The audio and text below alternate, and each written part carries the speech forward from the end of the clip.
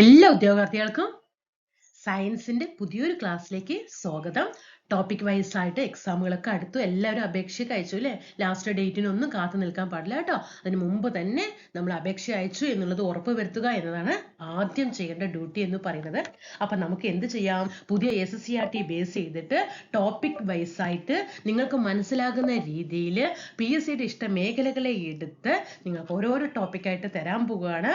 തീർച്ചയായിട്ടും നിങ്ങളുടെ സഹകരണം ഉണ്ടെങ്കിൽ നമുക്ക് പുതിയ SSCRT ടോപ്പിക് വൈസ് ആയിട്ട് സിലബസ് വൈസ് ആയിട്ട് എല്ലാം നിങ്ങളുടെ മുന്നിലേക്ക് എത്തിച്ചു തരുന്നതായിരിക്കും. തീർച്ചയായിട്ടും പരമാവധി നിങ്ങളുടെ ഭാഗത്ത് നിന്ന് സപ്പോർട്ട് ചെയ്യണമെന്ന് മാത്രം പറയുകയാണ്. സബ്സ്ക്രൈബ് ചെയ്തുകൊണ്ടും ലൈക്ക് ചെയ്തുകൊണ്ടും ഷെയർ ചെയ്തുകൊണ്ടും താഴെ വിലയേറിയ അഭിപ്രായങ്ങളും നിർദ്ദേശങ്ങളും വിമർശനങ്ങളും ഒക്കെ അറിയിച്ചുകൊണ്ട് നമ്മുടെ ക്ലാസ്സുകളിനെ പരമാവധി സപ്പോർട്ട് ചെയ്യുക. നമ്മുടെ ടെലിഗ്രാം ഗ്രൂപ്പിലൊക്കെ ജോയിൻ ചെയ്യുക കേട്ടോ. നമുക്കന്ന് ക്ലാസ്സിലേക്ക് കടക്കാം. നമ്മൾ ഇന്ന് എടുക്കുന്നത് ടോപ്പിക് സസ്യ ഹോർമോണുകളാണ് കേട്ടോ. ഏതൊക്കെയാണ് സസ്യ ഹോർമോണുകൾ? നമ്മുടെ പുതിയ SSCRTയിൽ സസ്യ ഹോർമോണുകളെ കുറിച്ചിട്ടും സിന്തറ്റിക് ഹോർമോണുകളെ കുറിച്ചിട്ടും പറയുന്നുണ്ട്. അപ്പൊ സസ്യ ഹോർമോൺ എന്ത് പഠിക്കണം, അതേപോലെ മനുഷ്യനുള്ള ഹോർമോണുകളെ കുറിച്ച് പഠിക്കണം, രക്തം എന്താണെന്ന് പഠിക്കണം, ഹൃദയം എന്താണ് പഠിക്കണം, വൃക്ക പഠിക്കണം, പല്ല് പഠിക്കണം, നാഡീ വ്യവസ്ഥകൾ പഠിക്കണം, അന്തസ്രാവി ഗ്രന്ഥികളെ കുറിച്ച് ഇതെല്ലാം ടോപ്പിക്കായിട്ട് നിങ്ങളുടെ മുന്നിലേക്ക് എത്തിക്കുന്നതായിരിക്കും കേട്ടോ. അപ്പൊ തീർച്ചയായിട്ടും അതിന് എന്ത് വേണം? നിങ്ങളുടെ ഭാഗത്ത് നിന്നുള്ള സപ്പോർട്ട് വേണം. ഓക്കെ, നമുക്ക് സസ്യ ഹോർമോണുകളെ കുറിച്ചിട്ട് ഹെഡിങ് ഫസ്റ്റ് തന്നെ ഞാൻ പറഞ്ഞിട്ടുണ്ടായിരുന്നു. സസ്യ ഹോർമോൺ ആണ് ടോപ്പിക് കേട്ടോ. അപ്പൊ നിങ്ങൾ ഒരു കാര്യം ചെയ്യണം. ഒരു ചെറിയൊരു 200 രൂപയല്ല, ഒരു 200 പേജിന്റെ ഒരു നോട്ട് ബുക്ക് എടുത്തിട്ടോ അല്ലെങ്കിൽ ഒരു വൈറ്റ് ഷീറ്റ് ഒരു പേപ്പറിലോ എഴുതി വെക്കുക. ഇന്ന് ഞാൻ ബയോളജി ഇന്ന ടോപ്പിക്ക് കഴിഞ്ഞു, നാളെ ഇന്ന ടോപ്പിക്ക്. അപ്പൊ നിങ്ങൾ ഒരു കുറച്ച് ദിവസം ആകുമ്പോഴേക്കും എത്ര ടോപ്പിക്ക് കഴിഞ്ഞു എന്നുള്ളത് നിങ്ങൾക്ക് മനസ്സിലാക്കാൻ വേണ്ടിയിട്ടാണ്. എന്നിട്ട് വീണ്ടും റിവിഷൻ ചെയ്യാൻ വേണ്ടിയിട്ടാണ് കേട്ടോ. അപ്പൊ നമുക്ക് സസ്യ ഹോർമോണ് എന്താണ് എന്ന് നോക്കാം കേട്ടോ. സസ്യ ഹോർമോണുകള് ധർമ്മങ്ങളുണ്ട്, നമ്മുടെ മനുഷ്യന്റെ ഹോർമോണുകള് പ്രവർത്തനങ്ങളുണ്ട് അല്ലെ? അപ്പോ നമുക്ക് എന്ത് ചെയ്യാം? ഇന്ന് നമ്മൾ പഠിക്കുന്നത് സസ്യ ഹോർമോണുകളാണ് അല്ലെ? എന്താണ് ഈ സസ്യ ഹോർമോണുകൾ? എന്തിനാണ് ഈ സസ്യ ഹോർമോണുകൾ എന്ന് പറയുന്നത്? രാസവസ്തുക്കളായിട്ടുള്ള ഹോർമോണുകളുടെയും അതുപോലെ നാഡീ വ്യവസ്ഥകളുടെയും ഒക്കെ പ്രവർത്തനത്തിലൂടെയാണ് നമ്മുടെ ഒരു മനുഷ്യന്റെ ആന്തര സമസ്ഥിതി പരിപാലിക്കപ്പെടുന്നത് അല്ലെ? നമ്മളിപ്പോ ഓരോ മനുഷ്യനിലും നമ്മുടെ മനുഷ്യ ശരീരത്തില് രാസവസ്തുക്കളായിട്ടുള്ള ഹോർമോണുകളുടെയും നാഡീ വ്യവസ്ഥകളുടെയും പ്രവർത്തന ഫലമായിട്ടാണ് എന്ത് ചെയ്യുന്നത്? നമ്മുടെ ആന്തര സമസ്ഥിതി പ്രവർത്തിക്കുന്നത്. അപ്പൊ സസ്യങ്ങളില് നാഡികളില്ല അല്ലെ? നമ്മുടെ ശരീരത്തിൽ നാഡികൾ പ്രവർത്തിക്കുന്നത് അങ്ങനെയാണെന്ന് പറഞ്ഞു. പക്ഷെ സസ്യങ്ങളിൽ നാഡികളുണ്ടോ? ഇല്ല. അപ്പൊ നമ്മൾ വെറുതെ സസ്യ ഹോർമോൺ എന്താണെന്ന് പഠിച്ചാൽ പോരാ അല്ലെ? അപ്പൊ എന്തിനാണ് ഈ ഹോർമോൺ എന്നും കൂടി പഠിക്കണം അല്ലെ? അപ്പോ ഈ സസ്യങ്ങളില് നാഡികൾ ഇല്ല അല്ലെ? ഇല്ല എങ്കിലും ഹോർമോണുകൾ എന്ത് ചെയ്യുന്നുണ്ട്? ഇത്തരം പ്രവർത്തനങ്ങൾ സാധ്യമാക്കുന്നുണ്ട്. സസ്യങ്ങളിൽ ഹോർമോണുകൾ ഇല്ലെങ്കിലും സസ്യങ്ങളിൽ നാഡികൾ ഇല്ലെങ്കിലും ഹോർമോണുകൾ എന്ത് ചെയ്യും? പ്രവർത്തിക്കും. അപ്പൊ ഓരോ ഹോർമോണിനെയും തിരിച്ചറിഞ്ഞ് സ്വീകരിക്കുന്ന ഗ്രാഹികളുള്ള കോശങ്ങളിൽ മാത്രമേ എന്ത് ചെയ്യുകയുള്ളൂ? അവ പ്രവർത്തിക്കുകയുള്ളൂ കേട്ടോ. എല്ലാ ഭാഗങ്ങളിലും പ്രവർത്തിക്കില്ല. ഓരോ ഹോർമോണിനെയും തിരിച്ചറിഞ്ഞ് സ്വീകരിക്കുന്ന ഭാഗങ്ങൾ എവിടെ ഉണ്ടാകണം? സസ്യങ്ങളിൽ ഉണ്ടാകണം. എവിടെ? അത് ലക്ഷ്യകോശങ്ങളിൽ ഉണ്ടെങ്കിൽ മാത്രമേ അത് എന്ത് ചെയ്യുകയുള്ളൂ? അവിടെ ഹോർമോണിന്റെ പ്രവർത്തനം നടക്കുകയുള്ളൂ. ഓക്കെ ആണോ? അപ്പൊ സസ്യ ഹോർമോണുകളായ ഉദാഹരണം ഏതൊക്കെയാണ്? സസ്യ ഹോർമോണുകൾക്ക് ഉദാഹരണം പഠിച്ചു വെച്ചോളണം. ഓരോന്ന് ഇവിടെ കൊടുത്തിട്ടുണ്ട്, ബോക്സിലുണ്ട്. ഒന്ന് ഓക്സിൻ ആണ് കേട്ടോ. ഓക്സിനുകള്, അതുപോലെ ജിബ്ബറിനുകൾ, പിന്നെ ഏതാണ്? സൈറ്റോകിനുകൾ അല്ലെ?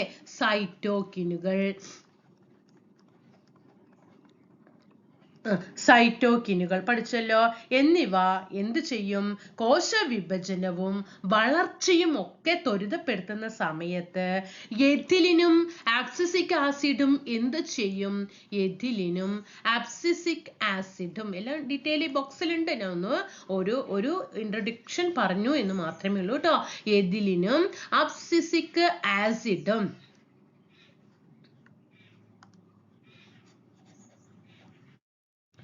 ഓക്കെ, എഥിലിനും പിന്നെ ഏതാണ് അബ്സിസിക് ആസിഡും എന്ത് ചെയ്യുന്നു വളർച്ചയെത്തിയ ശേഷം പ്രവർത്തനം നടത്തുന്നവയാണ് കേട്ടോ. അപ്പൊ ഈ മൂന്നെണ്ണം ഓക്സിനും ജിബ്ബറിനും സൈറ്റോക്കിനും ട്ടോ, ഓക്സിൻ ജിബ്ബറിൻ സൈറ്റോക്കിൻ എന്ത് ചെയ്യും? കോശ വിഭജനവും വളർച്ചയും. ഓക്കെ, ഇവിടെ ശ്രദ്ധിക്കുക കേട്ടോ. കോശ വിഭജനവും വളർച്ചയും ത്വരിതപ്പെടുത്തുന്ന സമയത്ത് എഥിലിനും അബ്സിസിക് ആസിഡും എന്താണ് ചെയ്യുന്നത്? എന്താ പറഞ്ഞത്? വളർച്ച എത്തിയ ശേഷമുള്ള പ്രവർത്തനം നടക്കുന്നവയാണ് കേട്ടോ. അതേപോലെ തന്നെ അപ്പൊ നമുക്ക് ഓരോന്നോരോന്ന് പഠിക്കാലോ. അതിന്റെ ലാസ്റ്റ് ഒരു പോയിന്റ് നമുക്ക് ശ്രദ്ധിക്കേണ്ട ഒരു പോയിന്റ് ഉണ്ട്, അതിന്റെ ലാസ്റ്റ് പറഞ്ഞു തരാം കേട്ടോ. അനുകൂല സാഹചര്യങ്ങൾ ഉണ്ടാകുന്നത് വരെ അബ്സിസിക് ആസിഡ് വിത്തുകളുടെ സുപ്താവസ്ഥ നിലനിർത്തുന്നു. മനസ്സിലായോ? അബ്സിസിക് ആസിഡ് എന്താ ചെയ്യുന്നത്? അനുകൂല സാഹചര്യങ്ങൾ ഉണ്ടാകുന്നത് വരെ അബ്സിസിക് ആസിഡ് വിത്തുകളുടെ സുപ്താവസ്ഥ നിലനിർത്തുന്നു. ഇനി ജിബ്ബറിനുകൾ എന്താണ്? ജിബ്ബറിൻ വിത്തുകളുടെ സുപ്താവസ്ഥ ഇല്ലാതാക്കുന്നു. ഒരു മിനിറ്റ് ഒന്ന് വെയിറ്റ് ചെയ്യണേ.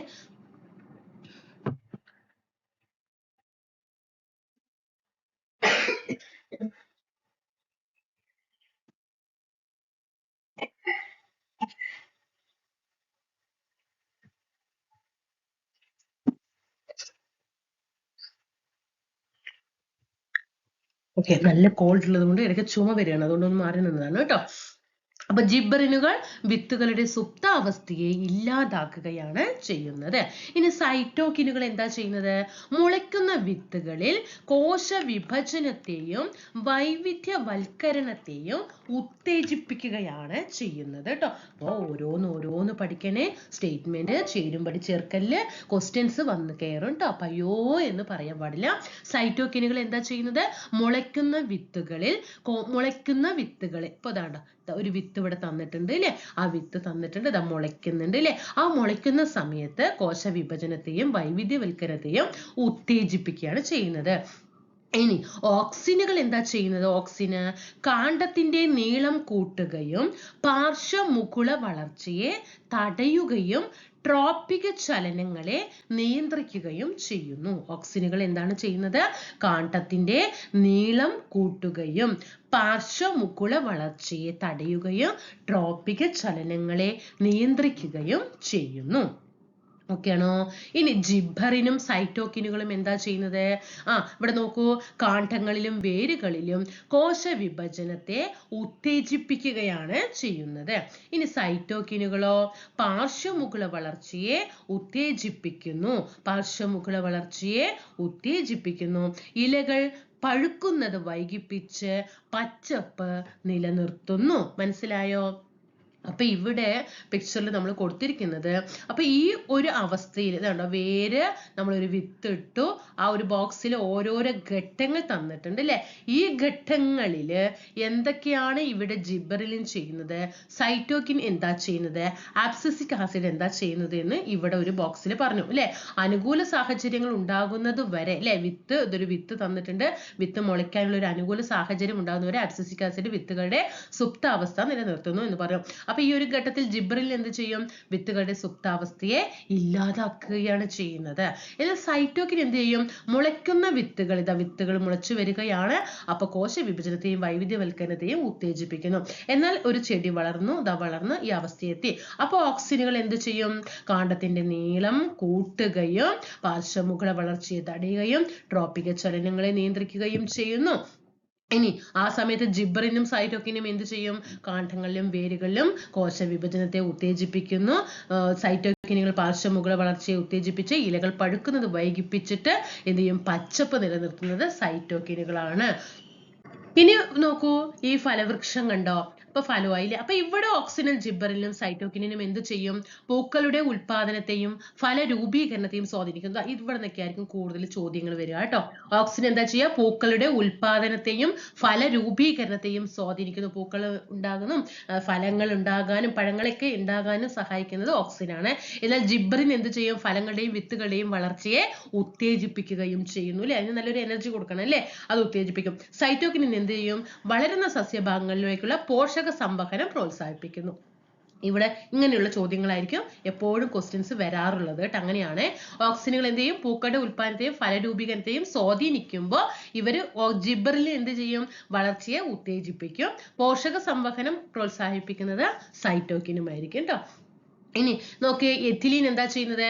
ക്ലോറോഫിൽ, പ്രോട്ടീനുകൾ, ന്യൂക്ലിക് ആസിഡുകൾ എന്നിവയുടെ ശിഥിലീകരണത്തിലൂടെ ഇല, പുഷ്പം, ഫലങ്ങൾ എന്നിവ പാകപ്പെടുന്നതിനും പഴുക്കുന്നതിനും എഥിലീൻ സഹായിക്കുന്നു. പ്രീവിയസ് ചോദ്യമാണ്.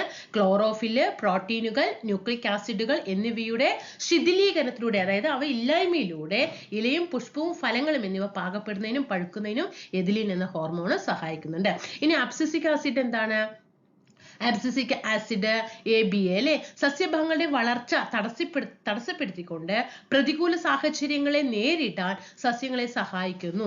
ഓക്കെ, പാകമായ ഇലകളും ഫലങ്ങളും പൊഴിക്കുന്ന ഇലകളും പഴങ്ങളൊക്കെ കൊഴിഞ്ഞു വീഴാൻ കാരണം എന്താണ്? അബ്സിസിക് ആസിഡ് ആണ്.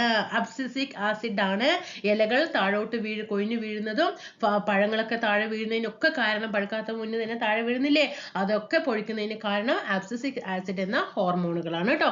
അപ്പൊ സസ്യഭാഗങ്ങളുടെ വളർച്ചയെ തടസ്സപ്പെടുത്തിക്കൊണ്ട് പ്രതികൂല സാഹചര്യങ്ങളെ നേരിടാൻ സസ്യങ്ങളെ സഹായിക്കുന്നതും അബ്സിസിക് ആസിഡ്. അപ്പൊ ഇവിടെ ഒരു ടേബിൾ തന്നിട്ടുണ്ട്, ഹോർമോണുകൾ തന്നിട്ടുണ്ട്. ഓക്സിന്, ജിബറിന്, സൈറ്റോകിൻ, എഥിലിൻ, അബ്സിസിക് ആസിഡ്. അപ്പൊ എന്താണ് ധർമ്മം? അപ്പൊ ഓക്സിൻ എന്ന് പറയുമ്പോൾ നമ്മൾ എന്തൊക്കെയാണ് അവിടെ കൊടുക്കേണ്ടത്? ഓക്സിനിൽ എന്തൊക്കെ നമ്മൾ കൊടുക്കണം? കാണ്ഡത്തിന്റെ നീളം കൂട്ടുക. പഠിച്ചോളേ, കാണ്ഡത്തിന്റെ നീളം കൂട്ടുക കേട്ടോ. പിന്നെ എന്തൊക്കെ വരും? പഠിച്ചില്ലെന്ന് ഓർക്കത്തെ. കാണ്ഡത്തിന്റെ നീളം കൂട്ടുക, പാർശ്വമുകുള വളർച്ച തടയുക, പാർശ്വമുകുള വളർച്ച തടയുക. ഓക്കെ, പാർശ്വമുകുള വളർച്ച തടയുക. പിന്നെ എന്ത് വരും? ട്രോപ്പിക ചലനങ്ങളെ നിയന്ത്രിക്കുക. ട്രോപ്പിക ചലനങ്ങളെ എന്ത് ചെയ്യണം? നിയന്ത്രിക്കണം അല്ലെ. ട്രോപ്പിക ചലനങ്ങളെ നിയന്ത്രിക്കുക. പിന്നെ എന്താ നമ്മൾ പഠിച്ചത്? പിന്നെ പൂക്കളുടെ ഉൽപാദനവും ഫലരൂപീകരണവും സ്വാധീനിക്കുക കേട്ടോ. പൂക്കളുടെയും പിന്നെ എന്തിന്റെ വരിക? ഫലത്തിലെ പൂക്കളുടെ ഉൽപാദനം, അതുപോലെ ഫലരൂപീകരണം, ഇതിനൊക്കെ എന്ത് ചെയ്യണം? സ്വാധീനിക്കുക. ഇതാണ് ഓക്സിൻ്റെത്. ഇനി ജിബറിൽ എന്ത് വരും? ജിബറില് വിത്തുകളിലെ സുപ്താവസ്ഥ ഇല്ലാതാക്കിയിട്ട് മുളപ്പിക്കല്ലേ. വിത്തുകളിലെ സുപ്താവസ്ഥ ഇല്ലാതാക്കിയിട്ട് അതിനെ മുളപ്പിക്കണം. ജിബറിൽ ചെയ്യും. പിന്നെ എന്ത് ചെയ്യും? കോശവിഭജനം ഉത്തേജിപ്പിക്കും. കോശവിഭജനം ഉത്തേജിപ്പിക്കും. പിന്നെ കോശവിഭജനം ഉത്തേജിപ്പിക്കും. പിന്നെ ഫലങ്ങളുടെയും വിത്തുകളുടെയും വളർച്ചയെ ഉത്തേജിപ്പിക്കും. ഫലം പിന്നെ എന്തിന്റെയാണ്? വിത്ത് കേട്ടോ. ഫലം, വിത്ത്, ഇതിന്റെ വളർച്ചയെ ഉത്തേജിപ്പിക്കുക. അടുത്തത് സൈറ്റോകിൻ എന്താണ്? കോശവിഭജനവും വൈവിധ്യവൽക്കരണവും പിന്നെ പാർശ്വമുഖങ്ങളുടെ വളർച്ച ഉത്തേജിപ്പിക്കൽ. ഇലകൾ പഴുക്കുന്നത് വൈകിപ്പിച്ചിട്ട് എന്ത് ചെയ്യും? ഇലകളെ പഴുക്കാൻ അനുവദിക്കാതെ എന്ത് ചെയ്യും? പച്ചപ്പ് നിലനിർത്തും അല്ലേ. പച്ചപ്പ് നിലനിർത്തും. പിന്നെ എന്ത് ചെയ്യും? പോഷക സംവഹനം പ്രോത്സാഹിപ്പിക്കും അല്ലേ. പോഷക സംവഹനം പ്രോത്സാഹിപ്പിക്കും. കോശ വിഭജനവും വൈവിധ്യവൽക്കരണവും. കോശ വിഭജനം, വൈവിധ്യവൽക്കരണം. പിന്നെ പാർശ്വമുകുളങ്ങളുടെ വളർച്ച ഉത്തേജിപ്പിക്കുക. പാർശ്വമുകുള വളർച്ച ഉത്തേജിപ്പിക്കുക. ഓക്കെ, ഇത്രയും കാര്യങ്ങളാണ്. അപ്പൊ ഇനി എഥിലിൻ എന്ത് വരും? എഥിലിൻ വന്നിട്ട് ഇലയും പൂവ് അതുപോലെ ഫലം എന്നിവയെ പാകപ്പെടാനും പാകപ്പെടാനും പഴുക്കലിനും സഹായിക്കുന്നത് എഥിലീനാണ്. ഇനി അബ്സിസിക് ആസിഡ് എന്താ ചെയ്യുക? അബ്സിസിക് ആസിഡ് അല്ലെ APA എന്ത് ചെയ്യും? വിത്തുകളിലെ സുപ്താവസ്ഥ നിലനിർത്തിയും വളർച്ച തടഞ്ഞും പിന്നെ പ്രതികൂല സാഹചര്യം തരണം ചെയ്യാനും പാകമായ ഇലകളും ഫലങ്ങളും കൊഴിയാനും അല്ലെ ഇലകളും ഫലങ്ങളും കൊഴിയാനും സഹായിക്കുന്നത് അബ്സിസിക് ആസിഡ് ആണ്. സുപ്താവസ്ഥ അല്ലെ ഇലകളിലെ സുപ്താവസ്ഥ എന്ത് ചെയ്യും? നിലനിർത്തും അല്ലെ സുപ്താവസ്ഥ നിലനിർത്തും. പിന്നെ വളർച്ച തടയും. സുപ്താവസ്ഥ നിലനിർത്തി വളർച്ച തടഞ്ഞ് പ്രതികൂല സാഹചര്യം എന്ത് ചെയ്യും? തരണം ചെയ്യാനും അബ്സിസിക് ആസിഡ് സഹായിക്കുന്നു. അപ്പൊ ഇത്രയാണ് സസ്യ ഹോർമോണുകളിൽ പഠിക്കാനുള്ളത്. ഇനി സിന്തറ്റിക് സസ്യ ഹോർമോണുകളും ഉണ്ട്. നോക്കിക്കേ, പ്രകൃതിദത്ത സസ്യ ഹോർമോണുകളെ കുറിച്ച് നിങ്ങൾ മനസ്സിലാക്കി കഴിഞ്ഞു. ഇത് പ്രകൃതിദത്തമായിട്ടുള്ള സസ്യ ഹോർമോണുകളാണ്. എന്നാൽ ഇവയുടെ രാസഘടന മനസ്സിലാക്കി കൃത്രിമമായിട്ട് ഇവയെ ഉൽപ്പാദിപ്പിക്കുകയും കാർഷിക മേഖലയെ വ്യാപകമായി പ്രയോജനപ്പെടുത്തുകയും ചെയ്യുന്നുണ്ട്. നോക്കിക്കേ, ഏതൊക്കെയാണ് സിന്തറ്റിക് സസ്യ ഹോർമോണുകൾ എന്ന് നമുക്ക് നോക്കാം. ഓക്കെ, അതേപോലെ നോക്കിക്കേ, സിന്തറ്റിക് സസ്യ ഹോർമോണുകൾ സിന്തറ്റിക് ഓക്സിൻ ഉണ്ട്, സിന്തറ്റിക് ജിബെർലിൻ ഉണ്ട്, അതേപോലെ സിന്തറ്റിക് എഥിലിൻ ഉണ്ട്. സിന്തറ്റിക് ഹോർമോൺ ആയതുകൊണ്ട് സിന്തറ്റിക് ആയിട്ടുള്ള ഓക്സിൻ ഉണ്ട്, സിന്തറ്റിക് ജിബെർലിൻ ഉണ്ട്, സിന്തറ്റിക് എഥിലിൻ ഉണ്ട്. അപ്പോൾ തണ്ടിൽ വേര് മുളപ്പിക്കാൻ ഉപയോഗിക്കുന്നു, കളനാശിനിയായിട്ടും ഉപയോഗിക്കുന്നത് സിന്തറ്റിക് ഓക്സിനുകളാണ് കേട്ടോ. സിന്തറ്റിക് ഓക്സിന്റെ ഉപയോഗം എന്താണ്? തണ്ടില് വേര് മുളപ്പിക്കാൻ ഉപയോഗിക്കുന്നു, കളനാശിനിയായിട്ടും ഉപയോഗിക്കുന്നത് 2,4-D കണ്ടോ, കളനാശിനികളാണ് കേട്ടോ. സിന്തറ്റിക് ജിബെർലിൻ എന്താ? മുന്തിരിച്ചെടിയിൽ കായകളുടെ വലിപ്പം കൂട്ടാനും കരിമ്പിന്റെ കാണ്ഡ ദീർഘീകരണത്തിനും ഉപയോഗിക്കുന്നു.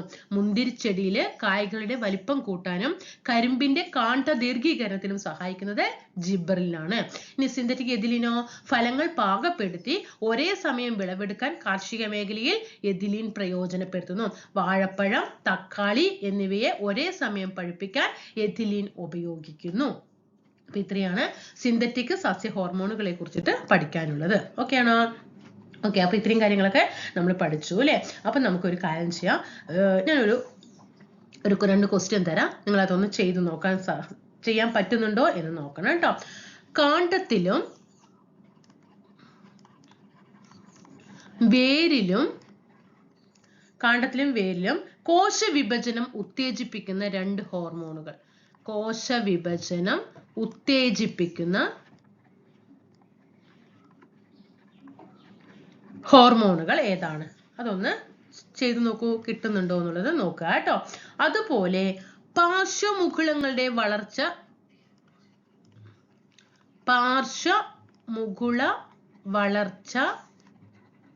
ഉത്തേജിപ്പിക്കുന്ന ഹോർമോൺ ഏതാണ്?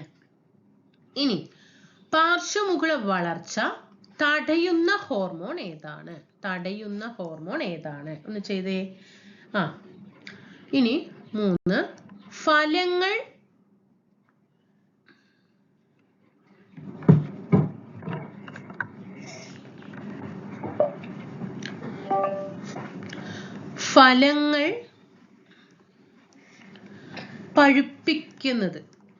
ഫലങ്ങൾ പഴുപ്പിക്കുന്ന ഹോർമോൺ ഏതാണ്?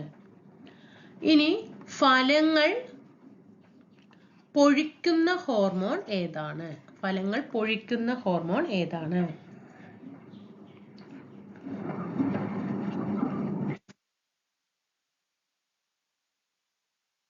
ചെയ്ത് നോക്കണം കേട്ടോ.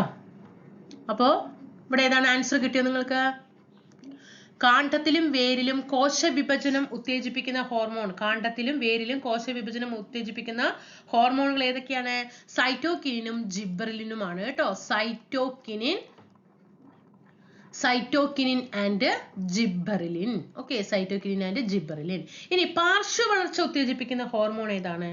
പാർശ്വവളർച്ച ഉത്തേജിപ്പിക്കുന്നത് സൈറ്റോകിനിനാണ് കേട്ടോ. ഇനി പാർശ്വവളർച്ച തടയുന്ന ഹോർമോൺ ഏതാ? അത് ഓക്സിൻ ആണ് കേട്ടോ. പാർശ്വവളർച്ച തടയുന്നത് ഓക്സിൻ ആണെങ്കിൽ പാർശ്വവളർച്ച ഉത്തേജിപ്പിക്കുന്നത് സൈറ്റോകിൻ ആണ്. ഫലങ്ങൾ പഴുപ്പിക്കുന്ന ഹോർമോൺ ഏതാ? ഫലങ്ങൾ പഴുപ്പിക്കുന്നത് എഥിലിൻ ആണ് കേട്ടോ. എന്നാൽ ഫലങ്ങൾ കൊഴിഞ്ഞു പോകുന്നത് അബ്സിസിക് ആസിഡ് ആണ് കേട്ടോ. അബ്സിസിക് ആസിഡ് ആണ്.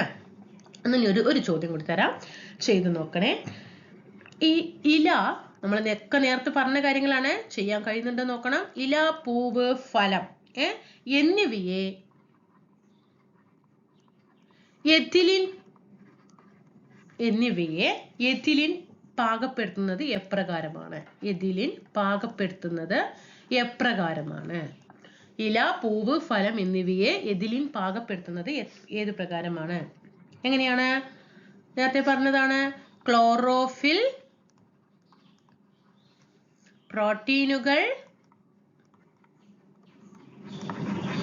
ന്യൂക്ലിക് ആസിഡുകൾ,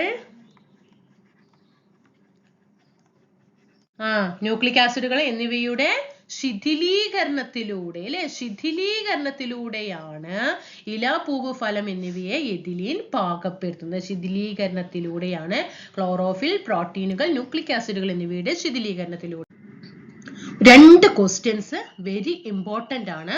വെരി ഇമ്പോർട്ടന്റ് ക്വസ്റ്റ്യൻ ആണ്. ഇതിന്റെ കൂടെ പഠിക്കേണ്ട 2 പോയിന്റുകളാണ്. ഒന്നാമത്തെ പോയിന്റ്, ഹോർമോൺ ആയിട്ടുള്ള ഈ ഓക്സിൻ ഉണ്ടല്ലോ, ഓക്സിന് തിരിച്ചറിഞ്ഞിട്ട് പേര് നൽകിയത് ആരാണ്? ഓക്സിൻ എന്ന ഹോർമോണെ തിരിച്ചറിഞ്ഞിട്ട് പേര് നൽകിയത് ആരാണ്? FW വെന്റ് ആണ് കേട്ടോ. FW വെന്റ് ആണ്. അതേപോലെ ഇപ്പൊ നമ്മൾ കുറേ സസ്യ ഹോർമോണുകളെ കുറിച്ചിട്ട് പഠിച്ചു അല്ലെ? സൈറ്റോകിനും, എഥിലിനും, ജിബെർലിനും, ഓക്സിനും ഒക്കെ പഠിച്ചു അല്ലെ?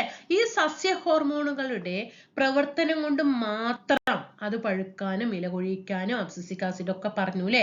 എഥിലിൻ പഴുപ്പിക്കും പറഞ്ഞു, അബ്സിസിക് ആസിഡ് കൊഴിക്കും എന്നൊക്കെ പറഞ്ഞു. അതിന്റെ ഒരു പ്രവർത്തനം കൊണ്ട് മാത്രം ഇത് നടക്കുമോ? ആ ഹോർമോണുകളുടെ ഒരൊറ്റ പ്രവർത്തനം കൊണ്ട് മാത്രം ഇത് നടക്കുമോ? നടക്കില്ല. മനസ്സിലായോ? ഈ ഹോർമോൺ എന്താ ചെയ്യുന്നത്? ഈ ഓരോ ഹോർമോണുകളുടെയും പ്രവർത്തനം അവിടെ പൂർണ്ണമായി നടക്കണമെങ്കിൽ എങ്ങനെയാണ് അത് നടക്കുന്നത്? ആ ഇലകളിൽ നിർമ്മിക്കപ്പെടുന്ന, ഒരു പോയിന്റ് നന്നായിട്ട് ശ്രദ്ധിക്കണ്ടേ, അടുത്തൊരു ക്വസ്റ്റ്യൻ ആണ് എക്സാമിന്റെ. ഇലകളിൽ നിർമ്മിക്കപ്പെടുന്ന പ്രകാശഗ്രാഹി വർണ്ണമായ, നമ്മൾ പറഞ്ഞില്ലേ ഫസ്റ്റ് തന്നെ ഞാൻ ഇൻട്രൊഡക്ഷനിൽ എങ്ങനെയാണ് ഈ ഹോർമോണുകളുടെ പ്രവർത്തനം എന്ന് പറഞ്ഞു. ആ ഇലകളിൽ നിർമ്മിക്കപ്പെടുന്ന പ്രകാശഗ്രാഹി വർണ്ണകമായ ഏതാണ്? ഫൈറ്റോക്രോം. എന്താണ്? ഈ ഒരു പോയിന്റ് ഒന്ന് നന്നായിട്ട് ശ്രദ്ധിക്കണേ. ഫൈറ്റോക്രോം, ഒരു പ്രകാശഗ്രാഹി വർണ്ണകമായിട്ടുള്ള ഈ ഫൈറ്റോക്രോമുമായി ഈ ഹോർമോണുകളുടെ പ്രവർത്തനം നടക്കുമ്പോഴാണ് ഓരോ ഹോർമോണിന്റെയും പ്രവർത്തനം അതാത് രൂപത്തിൽ നടന്നു പോകുന്നത്. അപ്പൊ ഫൈറ്റോക്രോമിനാണ് സസ്യഹോർമോണുകളുടെ പ്രവർത്തനം പൂർണ്ണമാകണമെങ്കിൽ അബ്സിസിക് ആസിഡ് ഇല പൊഴിക്കാൻ കാരണമാകുന്നത്. അബ്സിസിക് ആസിഡിന്റെ പ്രവർത്തനം അവിടെ നടക്കുന്ന സമയത്ത് അവിടെ ഇലകളിൽ നിർമ്മിക്കപ്പെടുന്ന പ്രകാശഗ്രാഹി വർണ്ണകമായ ഫൈറ്റോക്രോമുമായിട്ടുള്ള പ്രവർത്തനം മൂലമാണ്. ഇത് രണ്ടിന്റെയും പ്രവർത്തനം ഒന്നായാൽ മാത്രമേ അവിടെ ഇല പൊഴിക്കൽ എന്ന സംഭവം നടക്കുകയുള്ളൂ. അപ്പൊ ഇത്രയും കാര്യങ്ങളാണ് സസ്യ ഹോർമോണുകളെ കുറിച്ച് നിങ്ങൾക്ക് പഠിക്കേണ്ടത്. ഞാനത് ഇത്തിരി ഡീറ്റെയിൽഡ് ആയിട്ട് പറഞ്ഞിട്ട് ഇപ്പൊ എനിക്ക് ആ ബോക്സ് വേഗം 4 എണ്ണം ആ ബോക്സ് എടുത്ത് ഇന്നത് പറഞ്ഞിട്ട് പോകാം. അത് പോകാതെ വ്യക്തമാക്കി മനസ്സിലാക്കി തരുന്നത് നല്ല ഏത് സ്റ്റേറ്റ്മെന്റ് ചോദിച്ചാലും നിങ്ങൾക്ക് ആൻസർ ചെയ്യാൻ കഴിയണം എന്ന ഉദ്ദേശം കൊണ്ടാണ്. ക്ലാസ് ലെങ്ത് ആയി, സസ്യ ഹോർമോൺ ആകെ ഇത്തിരിയല്ലേ ഉള്ളൂ, ഇത് പറഞ്ഞു പോകാനുള്ളൂ എന്ന് ആരും ചിന്തിക്കരുത്. അങ്ങനെ ചിന്തിക്കുന്നുണ്ടെങ്കിൽ സ്പീഡ് കൂട്ടിയിട്ട് കണ്ടിട്ട് പോകാം കേട്ടോ. അപ്പൊ നമുക്ക് എന്ത് ചെയ്യാം, അടുത്ത ക്ലാസ്സിൽ വീണ്ടും കാണാം. Thank you.